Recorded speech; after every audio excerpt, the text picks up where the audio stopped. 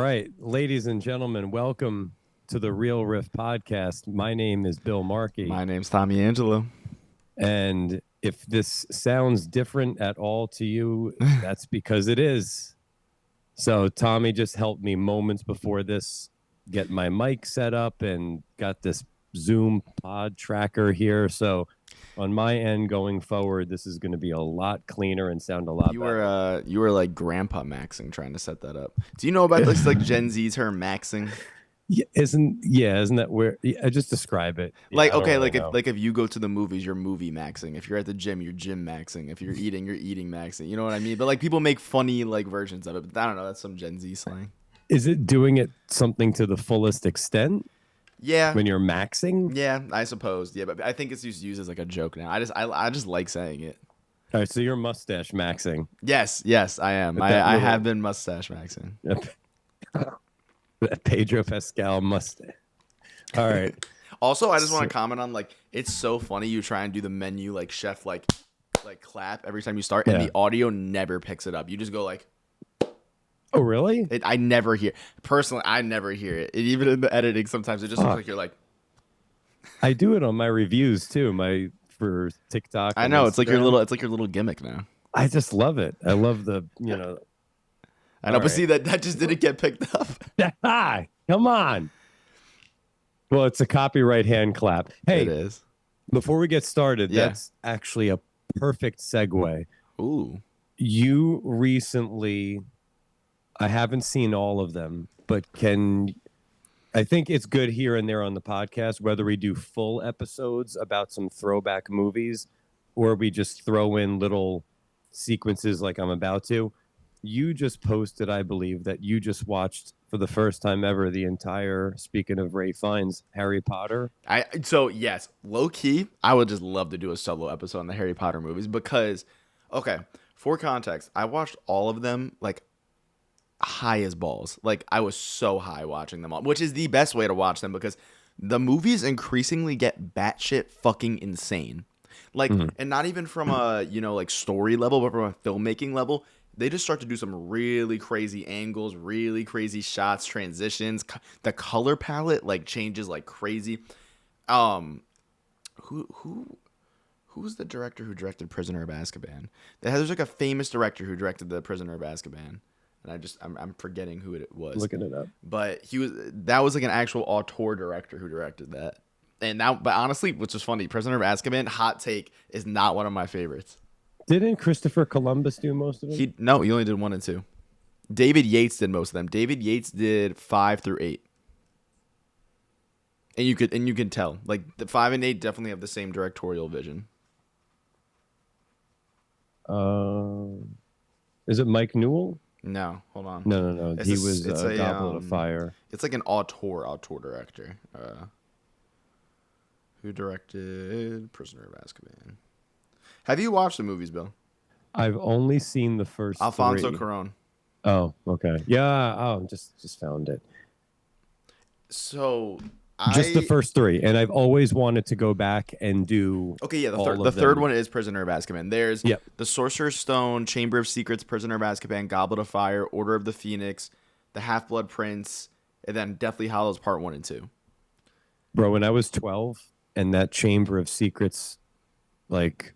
The bomb drop, like that Tom Riddle. Yeah. I was like, which like you've seen nothing yet. Like you've like the 4th one, Goblet of Fire, when Robert Pattinson comes in, dude. That movie is so fire. It is so fucking good. The ending is incredible. Like one of the biggest plot twists in a movie like ever. Not necessarily a plot twist, just like a wait, are they doing this right now? Like type of thing. It's one of those, and it's like holy shit. And then Order of the Phoenix is okay. Half-Blood Prince is awesome.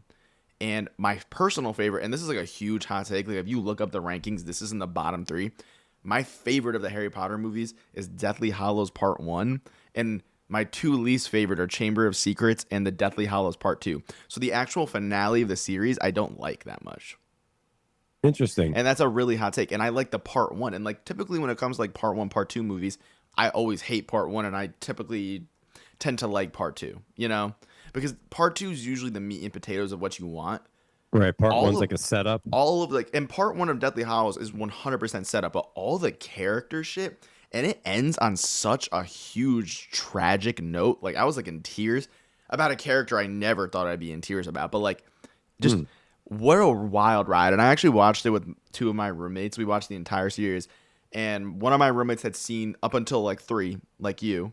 And so once we got to 4, it was fresh for all of us. I had never seen any of them, and my other roommate, who was kind of like curating this and showing it to us, he had seen them all. So he was like watching me react to all the crazy plot twists. Once you get to like 5, 6, and 7, like, dude, it's like plot twist after plot twist. And I was like thinking in my head, I was like, there's no way J.K. Rowling thought of all this shit like connected. Like, this is insane. So are you gonna watch the HBO Max series when it comes out? I guess my whole thing is like, if you want like the movies are the meat and potatoes of what it is. Like, you're seeing all of the most interesting stuff. If you want the supplemental like side quest stuff, why don't you just read the book? You know, Money. That's why. and no, and I know, and also, you know, now John Lithgow has job security until he dies, so everyone's happy. But I mean, didn't they sign off on 7 seasons or something? yeah, which we'll see how that goes. Like, that's a huge thing to bank. You're like banking on this cast then, because if the cast doesn't work, because the whole thing about this is we know it's gonna look good. Like, they're gonna find a way to make Hogwarts look really good and all that shit. I'm sure it's gonna look amazing. What's really gonna be the selling point is the cast, because the cast of those original 8 Harry Potter movies, it's like a 1 in a million cast. Like, it's a 1 in a million knockouts all across the board. They're fucking incredible. Ray Fiennes, like, oh my god, the shit that he gets up to. Would you say, for as much as he's celebrated, I would put him up there as one of the most underrated actors. He doesn't get talked about enough. Yeah, I think he's getting his flowers now, though. Yeah. And I think with like The Menu and Bone Temple, and even the first one 28 years later, I think he's just getting his flowers now. Yeah. He's like in the category to me of like Michael Keaton. Mm-hmm. Like, everybody knows and talks about how good they are, but then when you're naming the top 10 best actors in Hollywood or whatever, like, they're not ones that people bring up. You go Daniel, Robert, Pacino, but people don't like. Yeah, those are boring picks though. Let's throw. But Ray they're the Fiennes usual there. ones. But like, they don't get their enough credit. No, I do think Ray's getting his flowers now. But dude, you gotta watch the Harry Potter movie. Like, what a fun fucking series to like sit through and watch, especially with people who haven't seen it. I feel like that's the way to watch it. I never read the books, but I remember getting into the movies. And to this day, things just stick with me, even though I'm not a Harry Potter fan. Like, real quick, when I go to the gym and I'm teaching a class and I'm running late, which is a lot, when I rush in and I just walk past everybody while they're setting their weights up, I always think of when Snape walks in the class and he just shuts every window just in a hurry, and then he just gets to the front and commands the attention. Talk about a character, bro. Alan Rickman. Dude, all right. Bill, you just gotta watch the movies. I will. There's some shit with Snape in the later half of the movies where you're gonna be like, yeah, I know. You put it in your Instagram story, and I was like, I think I know what this is, but I don't want to know. It's back to like Harry's past, right? Dude. It's you couldn't even fucking think of what it is. It's just, I'll do it. It's just insane. You gotta watch those movies. Like, sit down with someone who's never seen them and just watch them. Like, I could not recommend the movies enough. The main selling point of the Harry Potter franchise is it will take you through like the growing stages of life again, in that 1 and 2 are going to make you feel like a kid, 3 and 4 are going to make you feel like a teenager, and then 5 through 8 is just going to make you feel like a depressed adult. So it's kind of like it's just going to take you through those life stages. Are you going to watch Fantastic Beasts? No. Absolutely not. I saw the first one. It was miserable. Absolutely not. Fuck those movies, bro. I don't care. I don't need. Like, after 8, that was enough. I was like, you know what? I'm tapped out. I've gotten what I want from this universe. The only other supplemental thing I need of Harry Potter is the Universal Lands. Okay, that's all I fucking need. Okay, I don't need the Fantastic Beasts. Yeah. All right. So, speaking of movies, because that's what this podcast is about, I was trying to come up with something better, but I lost it. Yeah. So, on this episode, we're going to talk about Backrooms. Mm-hmm. Before we get into that, I can do a quick little spoiler-free on Obsession. Pull out your movie book, bro. A24, the movie log. Movie log. Yeah. I'm sorry, the log. Yeah, this is the A24 movie log. Dude, Thank you should you. decorate it. Thank you, Kim. Yeah, I'm gonna put like maybe the stubs from this year on it. But this is a really cool log. You put like the movie, like the date you saw it, if you watched it at home. Oh, there's Um, stars on it too. yep, you put your star rating if you watched Dude. alone. You put notes like for Obsession. I put amazing, indie equals star. That's indie never ready, and Barker equals genius. Um, so yeah, I'll do a quick little talk about Obsession, spoiler free, because as of right now, June 11th on this recording, you have not seen it, which makes I don't even want to comment on that. But I and then we'll know. talk about Can I like give my reasoning though, because it's, and I'm not gonna say busy or whatever, because I mean I it's have been true. busy, but I went to go see Obsession. Like I went to go see it. So me and my girlfriend were going, and we're like we're like walking to the theater, and like in my head I'm like, nah, it's like the biggest, it's like the movie of this like past 2 weekends. There's gonna be a ton of show times. We'll be okay. And I pull out like my Regal app, and there's like one showtime, and it already passed. So I was like, all right, bro. Like, really. I was so fucking pissed. So then we ended up, that was the weekend Backrooms came out. So we saw that, hence why I've seen Backrooms before Obsession. I think an interesting conversation point that we could get to though is that like people are like comparing these two movies. And I haven't even seen Obsession, but from what I know from the outside looking in, it doesn't really feel like these movies can be compared. No. I'm excited to talk about is the state of the movies right now, because we've got a few big IP movies out and they're getting clobbered by Backrooms and Obsession. Mm-hmm. And especially I'm excited to hear some takes from you, being that you're a young, film. Can I call you a filmmaker? Yeah, I mean, I'm kind of You switching the are. avenue of like I mean, I have made films, but I'm Yeah. kind of switching my avenue to like producing and like creative producing and stuff You're like that. in film school, Yeah, busy as fuck getting after it. So yeah. I'm interested we'll get into it. But real quick, just to go through Obsession, it is without a doubt, again, this is going to be spoiler free, even though pretty much everybody's seen it except for you. I know. It's easily my favorite movie of this year so far, without a doubt. Curry Barker being 26 years old, coming from YouTube and making this movie for $750,000, shopping it around at film festivals. It's selling for $15 million. Like, as you know what I do, I get drilled into whatever I'm, no pun intended, obsessed with. So I've listened to every interview I could with, or did my research on this film, because I have become, again, no pun, obsessed with it. $15 million. I mean, this guy's already shot his next movie called Anything But Ghosts with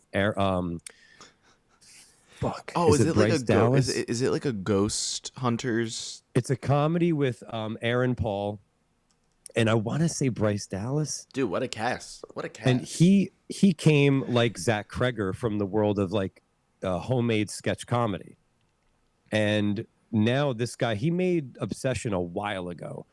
They shopped it around, sold for 15 million. This movie, as of right now, is over $200 million. In the globe for what it's taken in globally. It's also done something for the first time since E.T.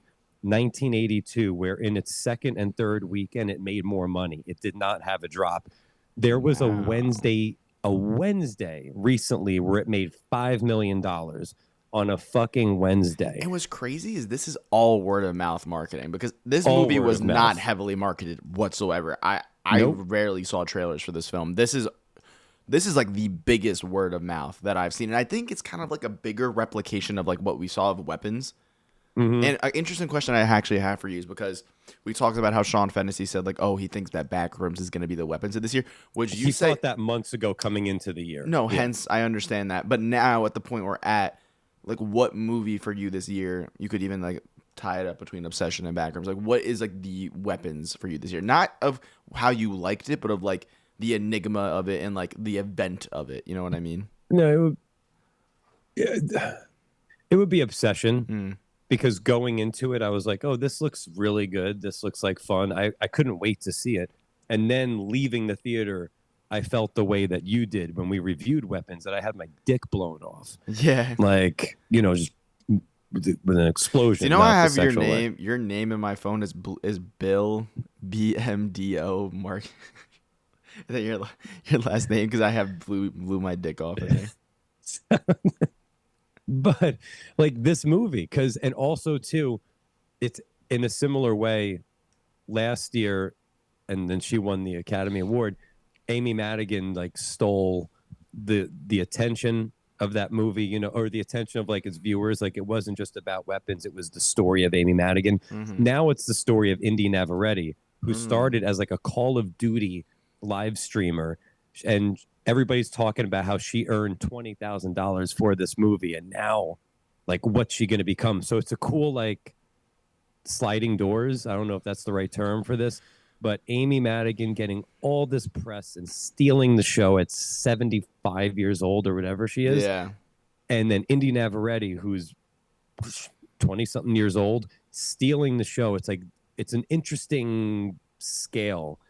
So that's another thing that makes me think of it as Weapons, and the way it's like so atmospheric. And Sean Fennessy brought up a point about Curry Barker leading the charge on this movie as opposed to Kane Parsons, who wasn't the only one on Backrooms, is he said the things, and this is why I'm curious for you to see Obsession, the things that Curry does, the way he lights certain scenes. Fennessy said somebody would have stepped in and said, this is a mistake, don't do this, this, and this. Nobody was there to correct him, and it's making the movie better, where somebody with a more experienced eye would have had him change elements of the movie, where he feels that's what happened with Parsons, because there was more chefs in the kitchen. Yeah, so I know that Mark Duplass worked on Backrooms, and I know that I love that guy. No, and I love him too, but one of the cool things that I heard him say was he was like, yes, like he was hearing the rumors about people being like, wait, like there are producers on set. Mark Duplass is a huge indie filmmaker, a huge filmmaker in the indie scene and stuff. Like he's won Sundance, things like that. One of my worries was like, okay, are they on set as like ghost directors? Like, are they just helping this young kid direct? One of the things he said, I mean, you could take his word for it or not, he seems like a pretty legit guy to me, is he said that he walked on set ready to help. Like he thought that he was called in for that very reason. And when he got there, he realized, okay, I don't need to do anything because this kid has like a whole like lore built out in his head, and is just like he basically called him insane. But like, what a compliment, I think I saw that Instagram video actually. Now that you say it, yeah, no, because Duplass is like very vocal online, but I do think that's a good point by Sean, but I disagree on some level, because if you actually look at Backrooms, I feel like that movie does a lot of unconventional things too that would have been like edited out, like it pays a lot of time to character moments that like I almost feel aren't even needed. Because we'll get into, but I'll save that one part for Backrooms. But to go back to Obsession once more, I love that the movie is, and you might get ready to call me a hypocrite for this, but I'll defend myself. This movie is like just filled with allegories and whatnot, which I really enjoy. Like I do love like that you're basically watching a movie about like the most toxic relationship that you can be in, but it's being told through the guise of this like supernatural, storyline. And I've told you before. Yeah, it's clear to me that the real evil is obviously like this incel dude rather than like the girl or the possession. Right. But I could see that point, but I could see how this movie's filled with shit like that. And like I like movies that do this. Like for me, I saw the TV Glow was so deep into like allegory and just leaving it up to you. Like, a little too much. Too much. But this movie was exactly the way I like it. Where, and I won't get into it, obviously, but there's certain scenes where I'm like, oh, like, all right, this is really a representation of this, but it's an interesting twist because technically there's this possession going on here, this entity. Mm-hmm. So, okay, it doesn't feel, and it's interesting. I've heard it. I heard another take on different scenes of Obsession that I was like, oh, and it came from a woman, like on the Dead Meat podcast. The different perspectives. Oh, she had a perspective, what's her name? and I was Claire? like, I think so. And I was like, fuck, I didn't think of that. So it's so interesting. And I'm curious for you to see this movie. I really can't wait because there's some really cool choices and Yeah. stylistic. I think when it comes down to style, like Fennessy saying like, oh, like other directors would tell him to take that out, or a producer would tell him to take it out. I think when it comes to like obscure style and lots of allegory and like things like that, including like, I think when it comes to including any element in your movie, any sort of literary element, anything in your script, anything like that, the only thing that matters in the final product is if it feels earned. You know, so like I get like I could see a criticism of people being like, this movie's a little bit too like like metaphor-y, allegory, like there's a lot of that shit going on here. But to me, a movie can have any element. It is just if it feels earned. You know? Yeah, that makes sense. I'd be very curious because also too, I'm sure you know this. Since it's a very sentimental movie to you, I'd be curious to see after you watch Obsession what you think of Curry Barker, who is now going to be taking on the Texas Chainsaw. Oh, is he? Yep. Oh, That's his next. He's writing it right now. Is he making? Is it a remake? You know, they're rebooting. It's all from so it's scratch. A reboot, not a remake. Yeah. I don't think they've said. They just said Texas Chainsaw. That's a good point. I haven't heard anything about. Okay, because I don't think anyone should try and touch that original film. Yeah, I don't think so. I just heard he's doing the next Texas Chainsaw, but I think that was A24 that just recently won the bidding, wasn't it? So what? A24 now has like Friday the 13th and Texas Chainsaw Massacre. See, A24 is trying to prepare a fucking attack against Neon, bro. They're just that's their competitor. There was a big bidding war because Glenn Powell was getting involved in it because he wanted the property, like his name was being thrown around because he wanted in on it and to be in it. I don't know if I want a Glenn Powell Texas Chainsaw personally. I know his name was popping up. You didn't know about this? No, I mean, is he trying to like get a producer credit? I think it was more. Dude, they just did a whole bidding war for it. It was a big thing recently. He's one of those guys that's going down like that Tom Cruise path of like, oh, I want to be a producer, filmmaker. You know what I mean? Yeah. I'm going to bring it up. I forgot who just got the rights. Yeah, this just came. A24. Yeah, A24 as of 2025. Okay. They were the ones who won the bidding war. As of 2025, the television are held. Yeah, the film and television production rights are held by A24, who won the franchise in a competitive auction. Yep. So it's A24. Okay. So, okay. All right, so real quick, and this is going to go into our ultimate conversation about the state of cinema. I did see Mortal Kombat 2, and I saw Masters of the Universe, and those are two properties I'm not really connected to emotionally. Mortal Kombat was just a button mash I would do, and I would be in an arcade when I was 10 years old. And Masters of the Universe, no connection to it, none. So I went in with like, I already had just watched Mortal Kombat 1 before that, the newer one from 2021. And each movie is very similar. I had a great fucking time in the theater, especially with Masters of the Universe, because I just had no connection to it. So I didn't go in like Star Wars feeling a certain type of way or having hopes or expectations. It was fun. It was stupid. It was silly. I didn't realize it's very much in on the joke, even in the old cartoons. Everybody's saying the same thing. Whether or not you want to admit it, Jared Leto actually was amazing as Skeletor. And I didn't realize how much it makes fun of itself. Like, and they throw in these stupid adult jokes. Like there's one guy whose name is like the Fister and another guy whose name is Ram Man because he slams his head into things. And the Fister goes, I'm going to fist some bad guys. And he goes, Ram Man, give him head. And like he looks at him like there's a scene where Jared Leto goes, kill anybody who enters the palace. And he goes, women and children first. Like, and I liked the way the movie looked. Like there's a scene where He-Man's beating the shit out of Skeletor. It reminded me of like Arkham Asylum. Like he hits him 30 times and he swings, the camera swings with him. Like, oh, okay. It was a cool movie. And I think is it worth seeing? I had no expectations. Yeah, it was a lot of fun. And again, Mortal Kombat, this is going to go into our impending conversation.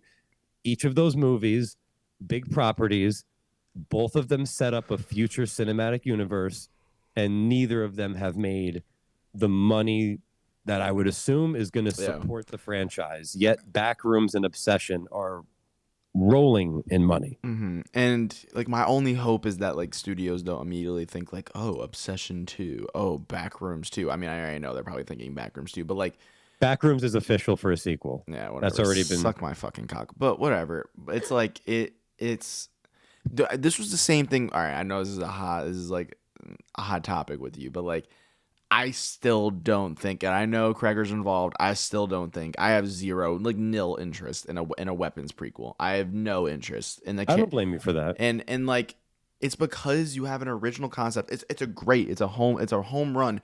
But you've given me everything I already need. Like I don't think I need anything else. Like I feel content with what I have. And my issue is that like when like it is like a how do I phrase this? It's like an antithesis when you make a really solid movie. You're like, this is an original movie, like, you know, like this is huge for original films, like we're gonna take down IP films, and then you immediately make it into a franchise. You know what I mean? It's like the antithesis of what you set out to do. And some of these movies though are still making, I mean, but at the same time, some of these movies flop. Like, as much as I love it, Bone Temple didn't do good. Yeah, weird release date for Bone Temple, personally. Even though they're still going forward with the last one. But then you have The Devil Wears Prada, which almost made $900 million. Some of these sequels still it's still a formula that at this point it seems like a Hail Mary. Yeah. Like it's either gonna work or it's like when it works, it works. Yeah, that's the thing. I mean, that's why they're still pumping out fucking Jumanji sequels, bro. It makes money. Yeah, but it's unfortunate because it doesn't help the current landscape of the film scene that we like. You know what I mean? Of more like original storytelling, where like directors like Curry can like make fucking weird stylistic choices. You know, where a movie where like Kane Parsons can make a whole fucking movie that's like walking around in liminal spaces. You know, is the danger going to be like now they're going to go so far, these executives, to like, okay, go on TikTok, go on YouTube. Let's get the next Curry, the next Kane. Are they going to then push? I think it's just opening itself up as another avenue. I don't think you should look at it that way. I think it's more like, look at the Filippo brothers from like Talk to Me and bring her back. Like this is something that's happening more and more now. And I mean, it started all the way back with Jordan Peele. You know, yeah, Get Out was really the first one to do all this, right? You know, but like he started with YouTube sketch, and then he went on to the show that he did, Key and Peele. So it's like it's a progressional thing, but like it's just a sign that like if you're creative and you want to put something out into the world, post it on YouTube, post it on TikTok, because you don't know what the fuck is gonna happen. I'm sure Kane Parsons didn't know that he was gonna make a little video about some like creepypasta, the Backrooms or whatever, and now he's here. Like a movie at the box office that's killing it.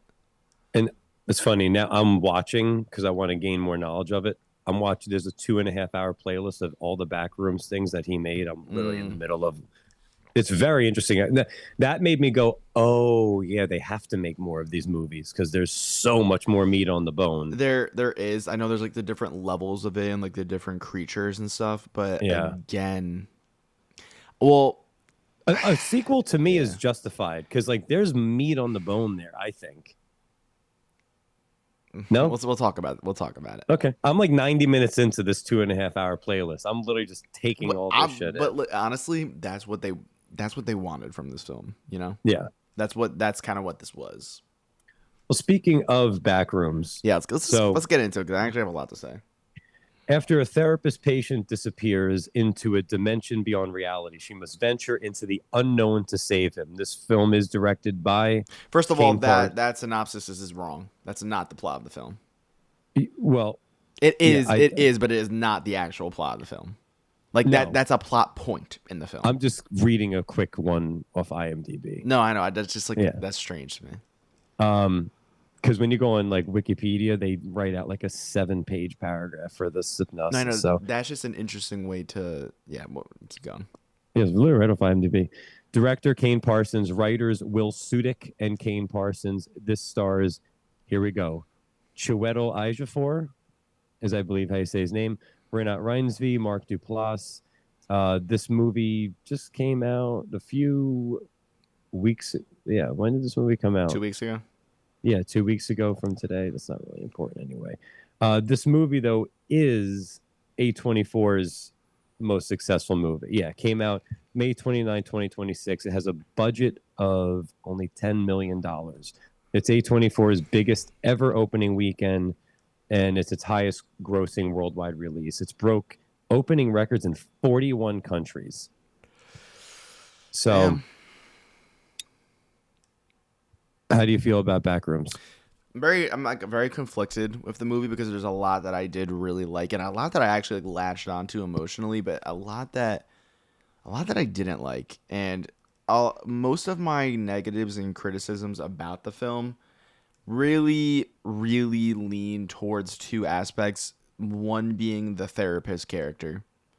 Really believe that character was heavily mishandled, and two, the whole this is not really a spoiler, but there's a very cliche stereotypical lab plot line, and I think that takes away greatly like a huge amount that not enough people are talking about from the horror of the Backrooms. We can get into spoilers. No, I just believe that. Let it rip. I think the third act of this movie, especially like the whole little epilogue thing we get, I just think that flat out sucks. Like I actually thought that was bad. That's the only part of the film that I think is like outright bad. But the first part of the point where the movie lost me is when they try and pull a Justin Long Barbarian kind of thing, where they completely switch the protagonist of the film, and it just did not inherently work for me in this film. And I think focusing it felt to me that the movie was afraid to let the protagonist of the film not be a good person. Wait, say that again? It felt like to me that the film was scared to let the protagonist of the film be a bad person. And once that character switch happens for our protagonist Clark, the movie immediately circles back to the therapist character, who is inherently so much uninteresting than like Clark as a character. And they try and give her some like weird backstory with her mom, and it just does not work for me. I just did not find her interesting in the slightest, and I actually didn't even think the performance was that great. Yeah, it didn't blow my socks off. No, I thought Chiwetel. Oh no, but he's amazing. Like that. That's the thing. The movie just wasn't giving me what I wanted, unfortunately. It hooked me and it gave me what I wanted, and then it immediately took that away from me. And that's why I kind of lean in like the 3-star conflicting area with this film, because from a production design standpoint, a $10 million budget and you got shit looking this good, that's insane. Like it looks unreal. I've never seen a movie that looks this way. I have to give it its flowers for that. That's easily the best way that I could describe this movie, is like the production design is why you're sitting down for that seat. Cinematography was Jeremy Cox. Yeah, Jeremy Cox kills it too. I think like the way, like it's not even just the production design, it's the way that the production design is shot. And I think that is the selling point of this movie, like walking around liminal spaces. My girlfriend described her way of like viewing the movie as like the film was just set out and made to disorient you more than scare you. And I think that's a pretty good way of looking at it. And I think the half-baked attempts at like an actual story and character here just don't work, because ultimately the ending gives us no resolution to either character and just sets up a sequel. And I just didn't enjoy that. I didn't like that. What did Kennedy say? Kennedy thinks that the film itself is designed to not really be a story that you go along with, but is this inherently designed as like a puzzle box for you to get lost in and disorient yourself within. I do agree that, and I think we're on the same level if I heard you correctly before. That all worked for me. Where if the film lost me a little bit, where it felt dragging, is when he tried to do too much story. Like Agreed. That's where the story that he focused on wasn't compelling. Yeah, that's just the truth of it. It was almost like, I hate to say this, I was like, nah, don't get too Hollywoody with this. Like you've got something with exactly. The Backrooms. Maybe make this movie. This movie's 110 minutes. Maybe make it 90 minutes. Cut out some shit and stay in the backroom. Bill, as much as how much scarier does the Backrooms sound if it was just found by this Clark guy and there was no lab controlling everything? Right. Oh, like yeah. You didn't know that there was a greater. But even if he doesn't know that, take away, like, let's say the Backrooms just He found his way into the Backrooms. He now knows the logic that he can go in and out, and there's some benefits that this person who feels that he's been shut out by the world, even though it's his own personal doing. He feels he's been shut out by the world. He's now found this new world that he can explore and make his own. That is a inherently compelling plot line. Yeah. Now, his character trajectory makes sense that someone like him would get too lost within this, world and would start to lose himself. What doesn't work is the character switch to the therapist, whose story is, one, not compelling. There's no conflict. And two, is this not like as interesting as Clark? Clark's performance by Schwittel is like so compelling. He's so good. And the scene with the therapy scene when they're going the little back and forth, I was like, whoa. Like, and I even talked to one of my fraternity brothers about this. He was like watching it and he was like, whoa, this is like actually solid ass acting. And I was like, totally agree. He fucking kills it. The therapist to me would have just been a good supplemental character there to have. What lost me is when you try and tie her into the overall story and narrative, because I personally just don't buy that because of the way she lost her mom and the way she was like locked within her mom's world, that would set her to go through this entire liminal space to like save her therapist patient who she barely knows. I don't find her story, one, believable, or two, compelling. If I were her and I went through that wall, am I the only person who saw us? And I'm like, I would go right back to Earth and be like, fuck that, all that. Exactly. But see, it works for Clark because he doesn't like the world. He doesn't like Earth. So that works and is compelling. What doesn't work is when you throw in a character who's just going in there to save somebody with, like, I don't know, her motivations, her story just wasn't compelling. She was the weakest aspect of the film, not the actress, but the character. Yeah. And because Renee is great, and shit, I've seen her, and it's just that to me was the killer of this movie, and the whole lab thing, because the whole lab plot line makes the Backrooms inherently less scary. If it was this new, like, think about why the ocean is so scary. It's because it's unexplored, right? The Space, Backrooms, yep. yeah, space. The Backrooms would be inherently more scary if it wasn't explored. As soon as it cuts like a security camera view in Clark, I actually hit this emote in the theater. I was like, just put my hand on my fucking head, because I was like, I know exactly what you're doing now. That to me is, and one day I'm going to get you to watch this. It's Lost in a way, the show Lost. Yeah. Where, and this is a classic J.J. Abrams trope. It's like you've got the idea, you can just leave it.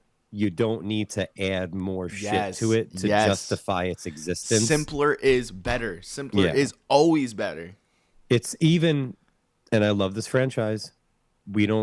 If you do some homework, there is a whole backstory. Actually, in the third movie, they kind of get into it as to how the events in Cloverfield happen, as opposed to where did the monster come from? They give a bunch of reason for the monster, including, you may not know this, there's a connection between the monster and the main character in the movie, Rob.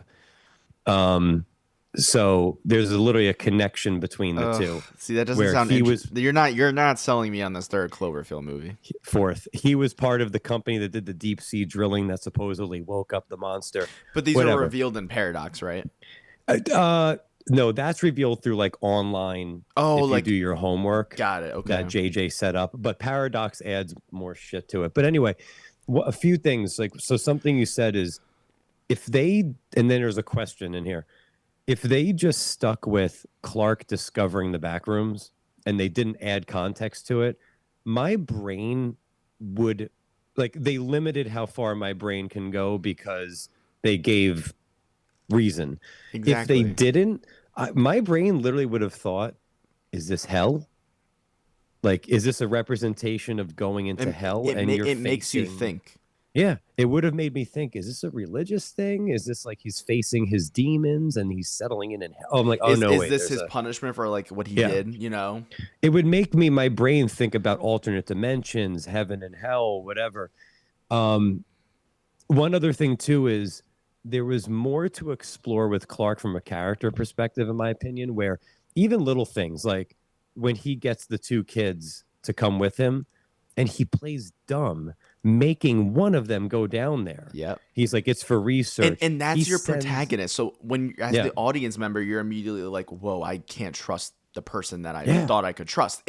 That is so compelling. I think, bro, oh my God, Kane had a banger here, and I think he missed out. I'm not gonna lie. Like, he had such a banger here. Like, when that moment cuts, because what a great scare, by the way. After you go through that, hold on, we just got to talk about it.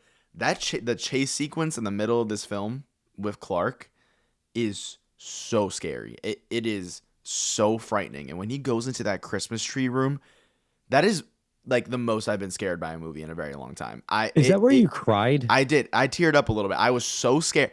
I was so scared. And because Wow. I think as a kid, I always had this vision of like an evil Santa Claus, and like and I know this is like wrong to think as a kid, but like I always contributed Christmas time with like fear and like melancholy. And I don't know. I think that's just like a little. I know that sounds a little strange, but that's just how I've always had it in my head. And what I love about the Backrooms is, and like the concept of, this world remembering things wrong, like that little like dog analogy, like getting someone to like draw a dog, like that's a great analogy. But it's almost as if that scene when Clark walks in that room and it's a red room with this Christmas tree in the corner, it's almost as if I've been there or like seen it before. You know what I mean? And I think that's such a novel concept that the film plays on. It almost plays with the audience's own memories, because so much of the Backrooms feels like an area of like a mall in New Jersey that I've been to, or like a weird pool. Like there's so many lingering memories, and I think the Backrooms existing as like this machine for like false memories is such an inherently interesting concept that the film did not explore enough. And I think what a great scare it is, by the way, to like you see in the Christmas tree room that there's someone there and he turns on the light, and then for another entity to come right out of the corner. Like what a great scare. And is that supposed to be his wife? I think that's supposed to be a representation of his wife. So that is interesting. And we could have explored his gradual loss of sanity with that wife character there if the film had not fucking cut to the fucking therapist. You know what I mean? Because even at the end, that wife representation, she starts running away when the pirate Clark enters. And that's almost like this representation of, oh, there's the wife, the same way she ran away from Clark the monster up on Earth. Like everything. That's what I wanted more to be explored with Clark, because there's all this shit that you can pull apart. Like he scalps the entity and puts it on Renat because you're like, okay, she's representing his wife. But then what the fuck is with the beheaded employee of his in the fridge? You're like, did he kill her? Like, why is her head in the fridge? No, like there's a reason. And that's one of those things where it's like, yeah, sure, you could leave that up to interpretation, but now in my head I'm just like, wait, I'm missing the more interesting stuff in this movie that happened. You know what I mean? Is he killing? Like, there is so much left on this cutting board. And I don't think it was cut out in the movie, because I think this script is a script.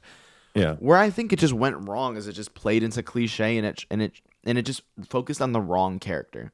There was clearly something in that therapist character that Kane was trying to get us to latch onto, and unfortunately I just did not latch onto it. And I think it may have been the whole like savior complex with the whole like mother storyline.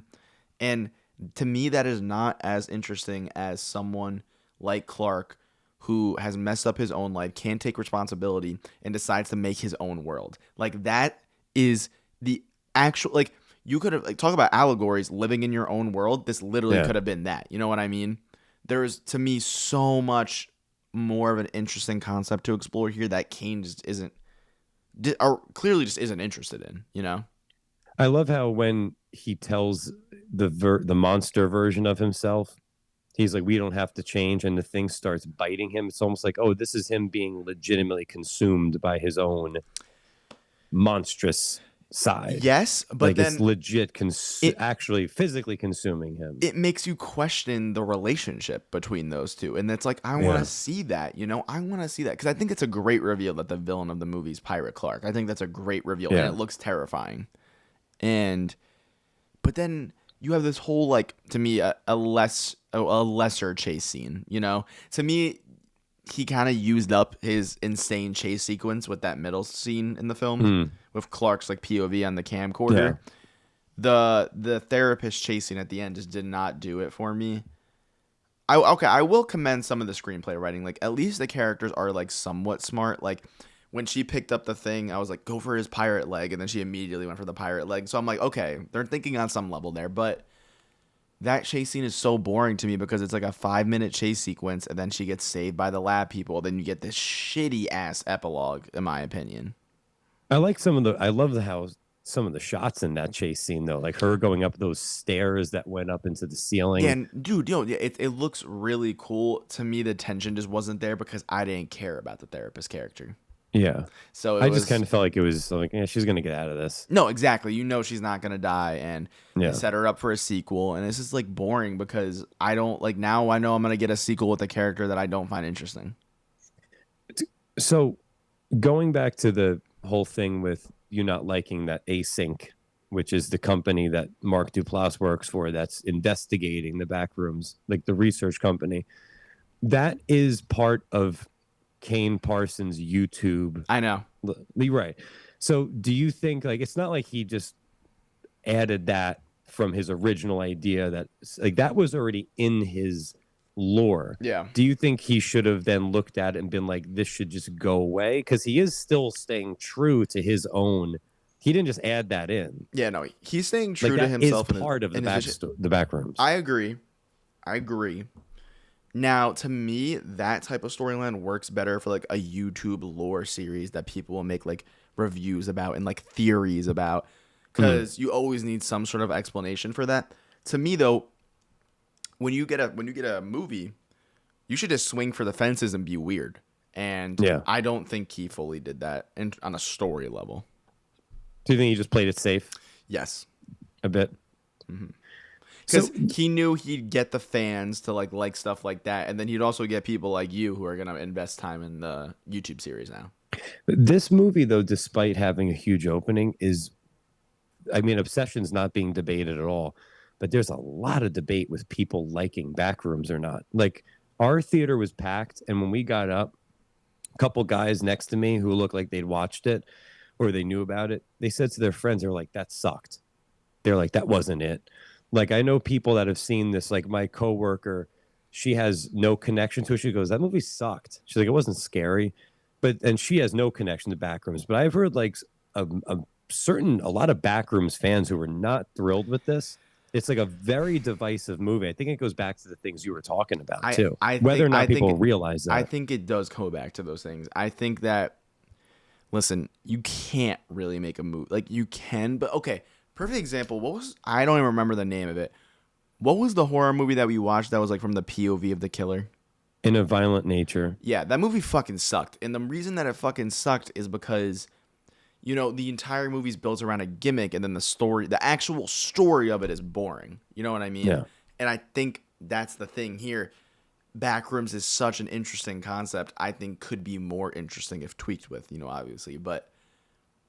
And what's even worse is they give you a compelling hook and a compelling story to follow, and then they take it away from you. That's even worse than never having a compelling story. You know what I mean? Yeah. So I think it does go back to those issues, because regardless if people want to admit it or not, I think they want a story. They want someone to root for. And I think what could have been really interesting is if you really root for this Clark character and like want him to win a little bit, and then slowly realize like, oh, this guy is fucked. You know what I mean?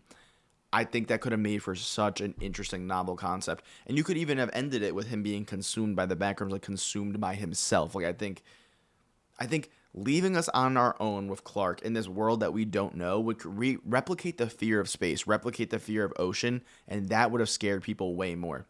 You know, as soon as they reveal a concept like the lab people, it immediately tells the audience there's a reason why, there's an answer to this all, there is a reason why. Don't worry, everything's going to be okay, you know? Like, hey, Yeah. like, I'm going to guide you. And when you have a guide, you're not scared, right? Right. I don't know. Which I feel like between the two of us, it doesn't mean it represents how I feel, but I like doing devil's advocate as much as possible. If not for any reason, just opening up more conversation. The one thing though, is when it comes to Async, the research company who's now like studying the Backrooms, the where I don't in a weird way have the biggest issue with it is because they're a different version. Like Clark was somebody who physically stumbled into it and he found it. Async this is a group of individuals with all this money and tech. In their own version, they found it as well. It's not like it's something that was like, oh, we're just going to find out they created the Backrooms. Like they're another series of individuals who it's from their POV. They don't know what it is either.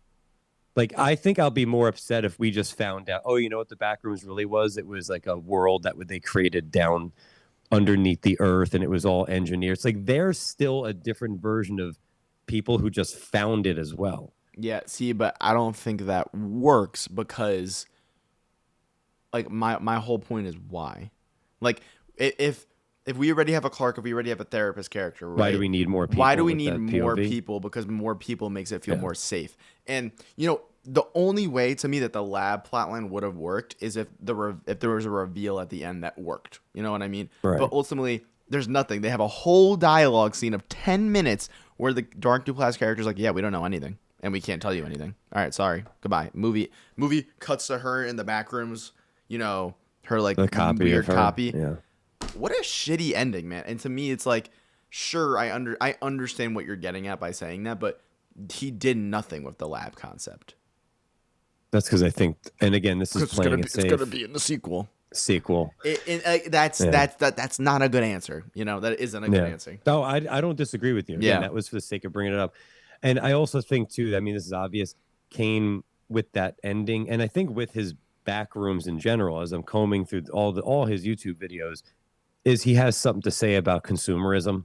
Totally. Yeah. And, what's the word I'm looking for? There's another word, but I'm going to just say big tech, big company right now, whatever. I can't find the word. I'm losing it.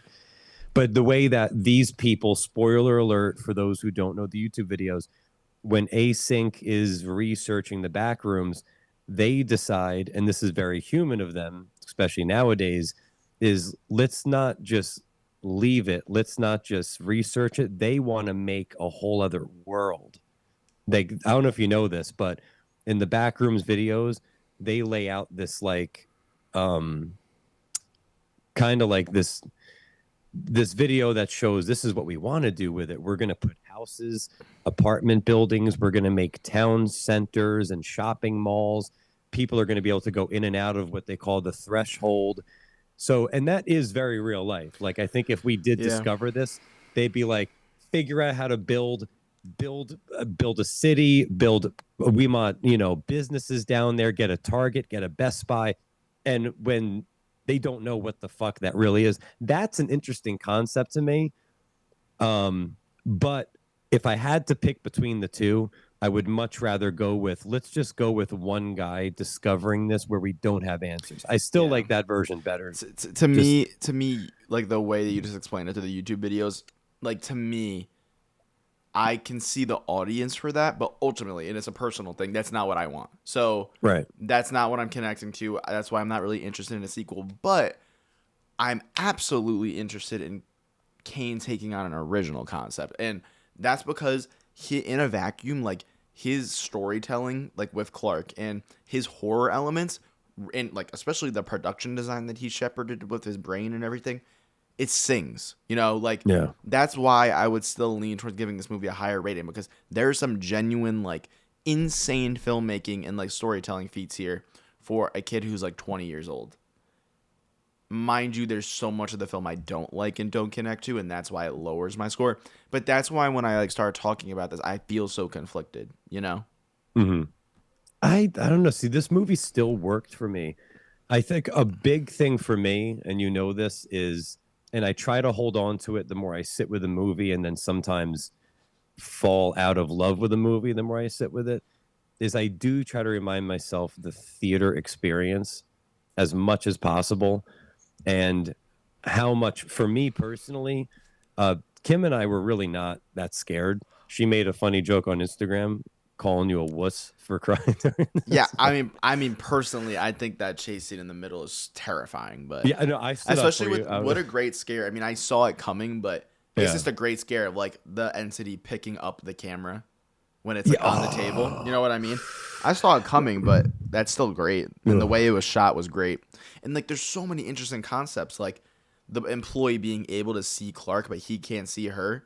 Like things like that. Yeah. It constantly The makes you fact that his question like what's T-shirt, happening. like his T-shirt was down there.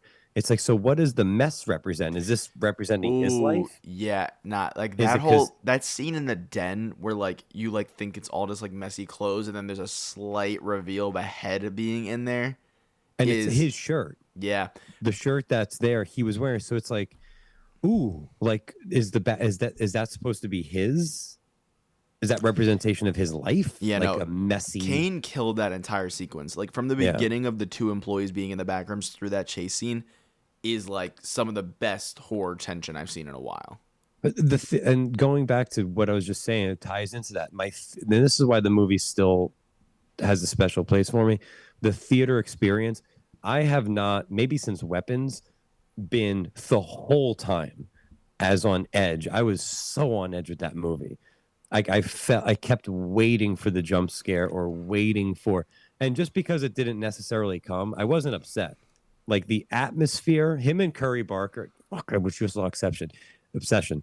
Like the atmosphere that they both create. That's why it's like like we were saying, I wanted to stay more in the back rooms because once we left and we went to flashbacks, and I was like, Oh, I was like, I also, just got, isn't it in the YouTube series that like they fall into the backrooms, like they enter the backrooms, but they can't go back out?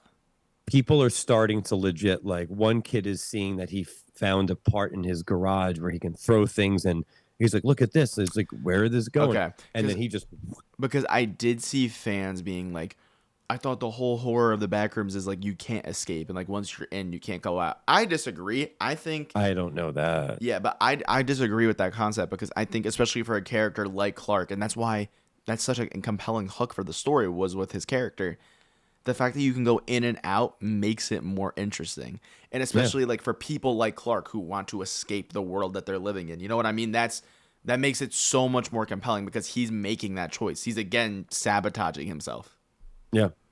No, I totally agree. By the way, my phone is having notifications. You can't see or hear that, No, right? you're good. Okay, thank God. I got to do not disturb next time. You're good. No, I agree. Like what you take with you going in and out, and then what gets lost as you're going in and out, or like why are you going in and out? Like I love all these different ideas of why somebody would continuously explore this thing. No, totally. And like there's definitely pros to exploring it, especially for someone like Clark. Do you think? I guess maybe this is an obvious question. With Clark knowing the turn that he was going to take, he was going to become, like the heel of this movie. Do you think is that why they needed heels? Bad guy wrestling term. I think that's why they shifted the focus. That's therapist, what like, I was saying really... before. Is it felt like the producers of this movie were scared of making the protagonist be Oh, unlikable. right. I'm sorry. Yeah, that's the point I was trying to make earlier with that. Yeah, like that they needed somebody else to bounce off of.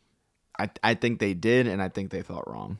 Yeah, because he reigns in a great performance. He too steals every scene that he's in. He's so good. Yeah, He's so compelling that I could just watch him walk around the back rooms. Like he's that compelling. Yeah, in my opinion, I think he's the best part of this movie. No, I agree. Great casting. I give Backrooms and Obsession a lot of credit because there's so much of that. Like it's like what Kreger does in Weapons at the scene where Brolin's having his dream sequence, or when Julia Garner's about to lay down and you're thinking the jump scare is coming down the hallway, and then she lays back and he hits you with Gladys on the ceiling. Like Backrooms created that for me, where I'm like, oh, like I've seen enough movies to know something should be coming. And there's time where Kane just doesn't give it to you, and not in a bad way. I'm just like, he's like, great. Oh, no, it's not he's there. great at building tension because to me, during that scene where the guy's like on like the rope and he climbs back up and he gets back up, to me, I was like, oh, okay, the scene's over. Like they're gonna go back out and we'll get another scare later. The fact, like, I did not think that the couch was gonna pull both of them down. Like that was a great, you know what I mean? Like I did not think that was gonna happen. So to me, my safety, like the way I viewed it is like, oh, okay, in a horror movie, if there's a chase scene and the character escapes, they escaped. You know what I mean?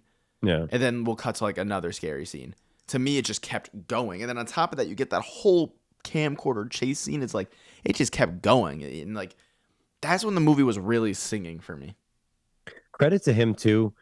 Like, found footage gets a bad rap, and sometimes rightfully so, because it's been done, especially recently. Like, holy shit, so many times.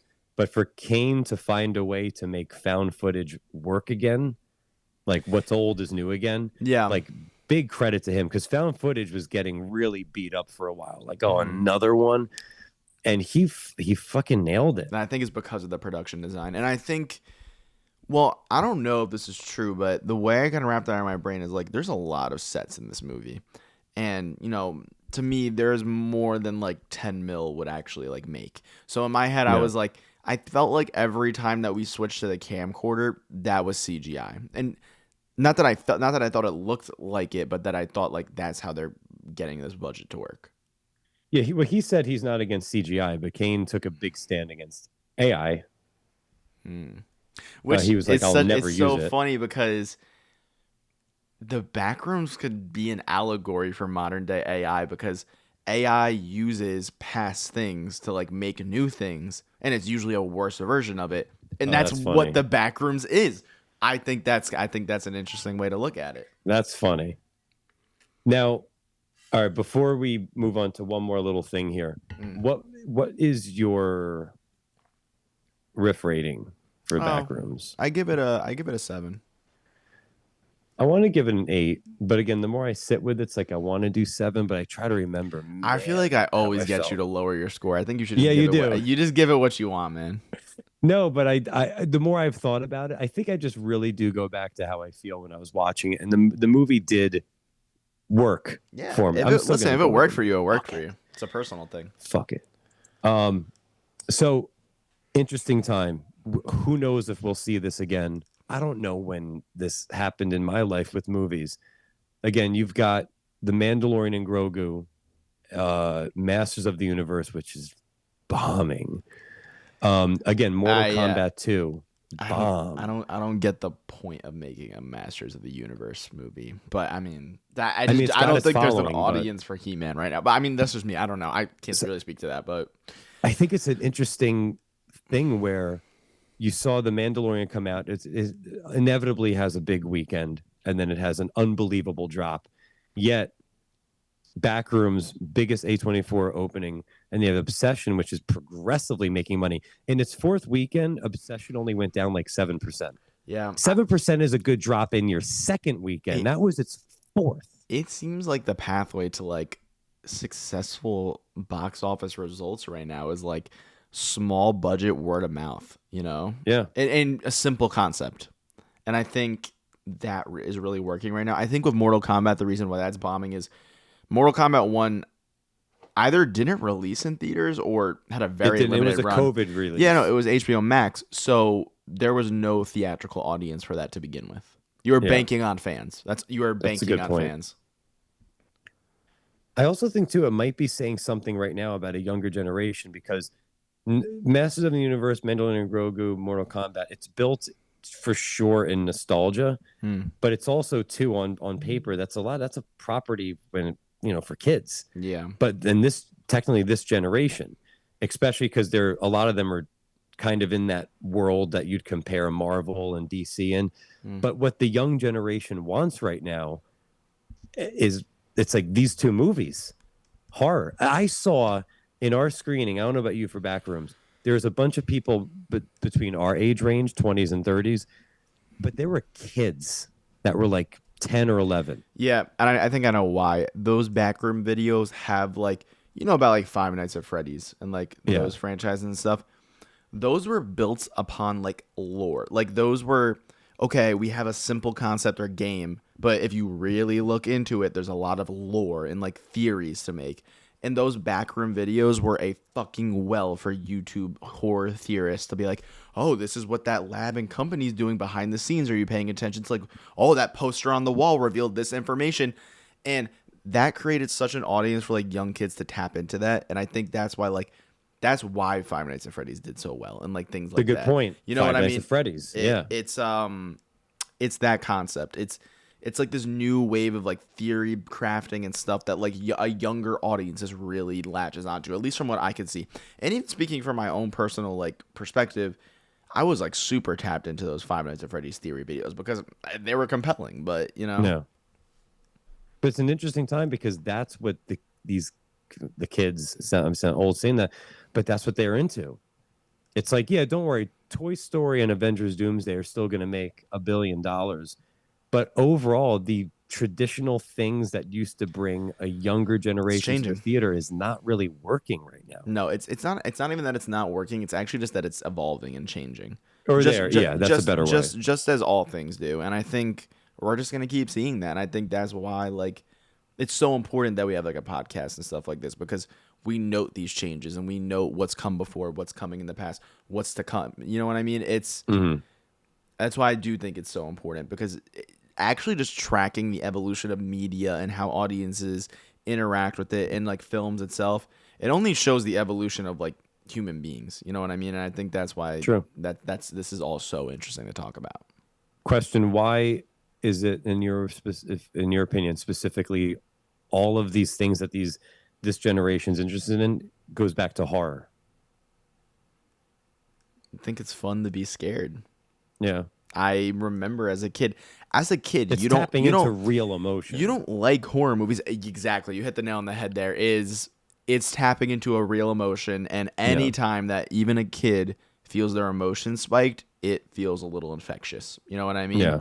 And it's just and that's why I like horror so much. It's just like the more I get of it, the more I fucking want of it. You know what I mean? And I think that's what it is.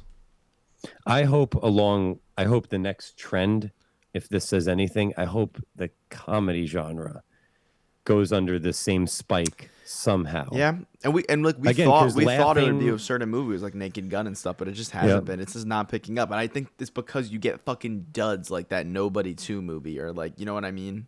Yeah, because like being scared is on the same level of like that feeling of laughing your ass off. Because you can go back and be like, oh my God, remember that time we got scared to shit watching Blair Witch?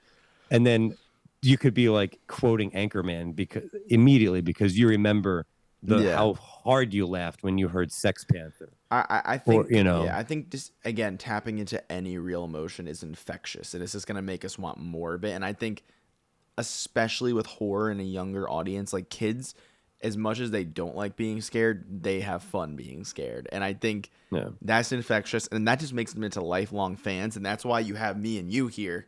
But you also see in the Backrooms movie, like, that new audience. You know what I mean? Right. And one day when there's going to be a new version of the Backrooms, whatever that concept will be 20 years down the line, they're going to be there watching it. And then there's going to be a new audience starting something new. And I think that's why this is also interesting.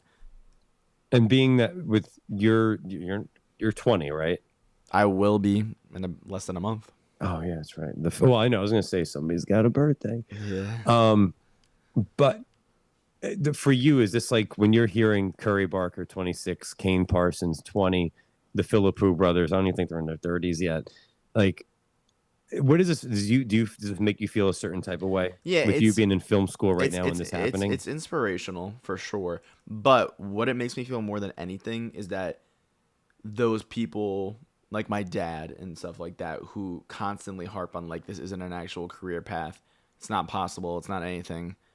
20-year-old kid just made like a $10 million movie and is making a shit ton of money. I don't know. Like, results don't lie. You know what I mean? Nope. And you can't even say that it's just a one-time thing, because in the same box office, there's a 26-year-old. So to me, that only makes it more believable. That only says no to the naysayers. Yeah, no, it's true. And it's also just fun. We'll close it out in a moment. We're going long. Shocker. But it's also just fun. There's another movie. Real quick, I want to shout it out. There's another movie that just got released that had it's like it started off as like a YouTube film. It was a limited release. It just came out, and it made I feel like it has like a 3-word title, and it made like $10 or $20 million. It's almost like the Iron Lung kind of thing, where it was like, I think it was self-funded. I have no idea. So you know what? I wish I could find it. It was something that literally just came out, and it went under the radar, but it has its following. It's right under that same type of thing where it's like, oh yeah, it's like this Iron Lung thing, which only, is like self-funded, but it still made $50 million or whatever. And it had a limited release, and over the course of a few days, it made a good amount of money. Ah, shit. I wanted to pick your brain to see if you knew it. I'm gonna have to text you when I find it. Okay. Yeah. It was like in theaters, like literally this past weekend. And like everybody who was a big fan of it from YouTube or whatever, like, or TikTok, wherever the hell it's from, like all showed up, and the movie made a good, like a big profit. Damn. Okay. Fuck. No, I can't find it. It's all good. But all right, so you need to see Obsession. I need to see Obsession. I would definitely. I know Mortal Kombat 2 is on digital now, so I could watch that. Can I say one more thing about Masters of the Universe? Yeah, go ahead. Where it was a film that I liked because it was just enjoyable. It was so stupid, but I think it's just like I liked it for the fact that like it was just also a breath of fresh air because it was simple. There's a scene where the character Tila, He-Man asks her, "Why is Skeletor doing this?" And she literally just said, "Because he's a bad guy." And he goes, "Yeah, but why?" She goes, "He has a skull as a face." I wanted to get up and start clapping. I was like, I like that there's movies that also just, they know what they are.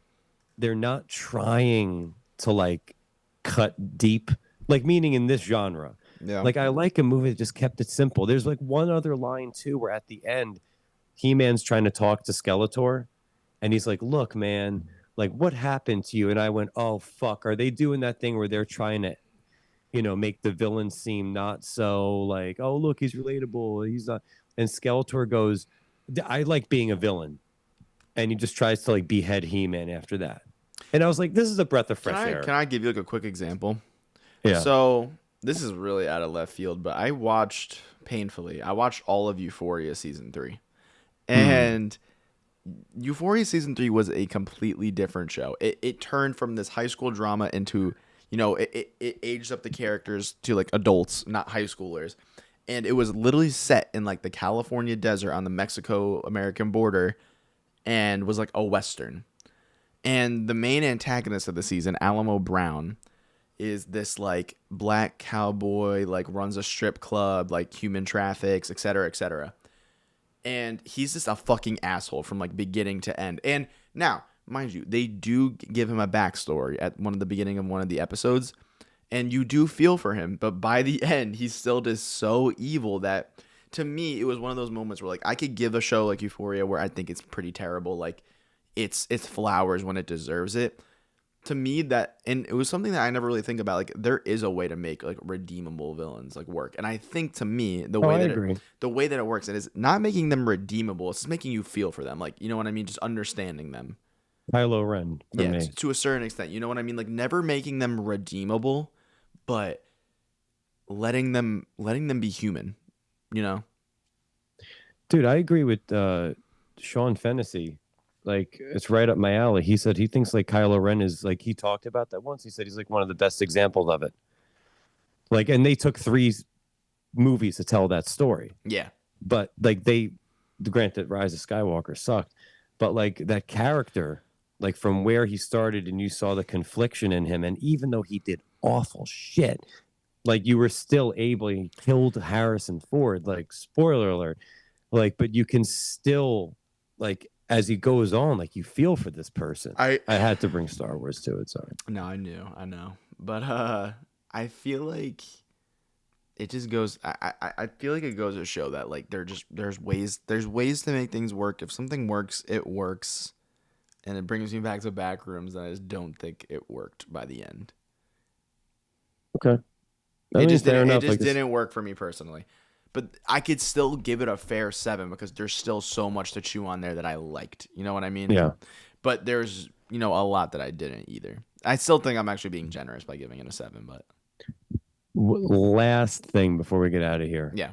Did you see our boy as Mark Zuckerberg in the teaser? I watched it. I don't really have any interest in that movie, and I think it's because I could tell it just looks like a less a lesser movie. You know, you have a David Fincher directed like drama. Like it's just again like a movie that doesn't need a fucking sequel. It's a cash grab. No, yeah. And listen, there are things that they can make a compelling story out of, like that whole like journalism leak with Facebook and those like trials that happened, and that's what this is about. I know what it's about, and I get that it could be compelling, but you know, you can't just take the theme song from The Social Network and just put it into this and like have it be a whole new cast.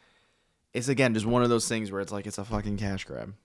Yeah, I will say I feel like Jeremy Strong, he's the voice is starting to become one of those people where I'm not going to compare him to this guy, but in his own pocket, it's like, did you hear what Daniel Day-Lewis did to get ready for that movie? Yeah. Like, I feel like Jeremy Strong is becoming a guy. Well, that's what happened with Succession. Yeah. Succession, The Apprentice, the way that like people talk about Jeremy Strong getting into character and doing these wildly intricate performances. Like, I feel like he's becoming one of these guys who, like, the movies are also being a little sold on what he's doing and the interest that, like, when this guy works, seems to be like there's a lot of interest in like seeing how is he going to attack this role. No, and it's going to be interesting to see him as the character, but like to me, Eisenberg like had the look and like embodied the character. When I saw like what Jeremy was doing, it almost just seemed like he was doing a voice. So I need to see more of the film, but it's like Jesse Eisenberg didn't try and do a voice. He just embodied who that character is. Right. And to me, that really worked. Like The Social Network's one of my favorite movies of all time. And I think, like, I just saw that trailer and I was like, Jeremy Allen White and, you know, okay. And Jeremy Strong. And I'm like, okay, you got, like, it's a great cast, obviously. You know, you have 3 Oscar winners. So it's like, well, not 3, but 2. But wait, no, did Jeremy Strong win an Oscar? So I get maybe just Mikey. I don't know. Yeah, just Mikey, I think. Well, all right. Now that we're done covering a whole bunch of shit like that. Yeah. So when we come back, I'm hoping by the time we record again, you would have seen Obsession. Mm-hmm. Which, one more thing. They took away just another sign of like, this is so fucking cool. They took off its VOD release date. Like, that's just cool. Like, there's an initial date for Obsession to be on video. They gave it another like 45-day run, right? Yeah, they took it away before they even announced it was going to be in. Yeah, like I'm like, fucking. That's why I'm glad that I'll be able to see it in theaters. Yeah, get to it, man. I know. Because I can't wait to talk about. I've talked about to so many people about this movie, like the coffee shop guy today, Jay. I'm not even kidding. He was like, my daughter and my son saw your movie. I was like, Obsession? He goes, yeah. He's like, son was covering his eyes. Daughter said, scariest movie she's ever seen. I was like, really? I was like, wow. Like, you know, it's just so funny. Like, everybody's seen this, but the person who I want to see this more than anyone. I know. And I'm sorry. And it is number 1 on the priority list. So don't worry. All right. Well, everybody, please don't forget to like, subscribe, share, comment, word of mouth. That's very strong, as we talked about during this whole episode, how far word of mouth can go. So we've got a whole bunch of talks to come up. There is 1 week from today, there's Toy Story. A week after that, it's your personal hell. It's all IP. There's Supergirl. No, bro, June is about to be like June and July is an absolute shit fest for me. It's like after Disclosure Day, it's like, all right, I'm not paying attention. I've got my tickets. Kim and I are going this Saturday. Yeah, no, I will see that this weekend. We've got Toy Story, we've got Spider-Man, we've got Supergirl, and then we do have, and I did get tickets for July 18th, The Odyssey. Dude, that's fuck. That's the only saving grace of July. Is the fucking Odyssey, bro. This is almost joke. I know. You almost threw up. No, I literally did, because I'm just thinking like Toy Story, Supergirl, whatever the fuck, Toy Story 8. I don't know, fucking Spider-Man. Oh my god, that's even worse, bro. That movie looks ass. That movie looks so ass. We have to record like the weekend of Odyssey. I'm going Saturday, July 18th. Yeah, I'm just sad. I don't think I'm gonna be able to see it in IMAX 70mm. I really want to, but I don't think I'll be able to. It's fucking. I just got IMAX It's for fucking now. impossible to get tickets. Yeah.